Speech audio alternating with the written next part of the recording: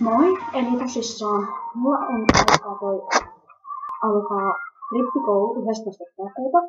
Mä ajattelin nyt näyttää, että mulla on kaikki ostaa mulle mekko. Minä nyt ajattelin näyttää ne. Eli eka olisi tämä, eli Rohihaton pitkä.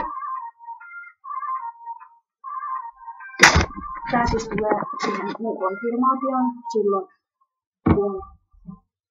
kun käydään tuossa silloin siellä kirkossa, kun mun pitää ne ehtoollisviinit ja tämmöset juoda. Ja tälleen.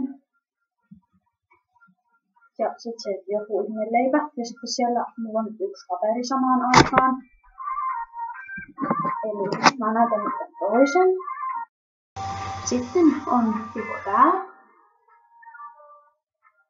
Mä näytän jotenkin alempaa. Toi on toinen, mitä mä teen sitten siellä rippijuhlissa, eli ei kirkossa. Ja mä näytän vielä sen toisen, minkä mä ehkä laitan mieluiten päälle. Tää on tää toinen. Tämmönen vanha taakko.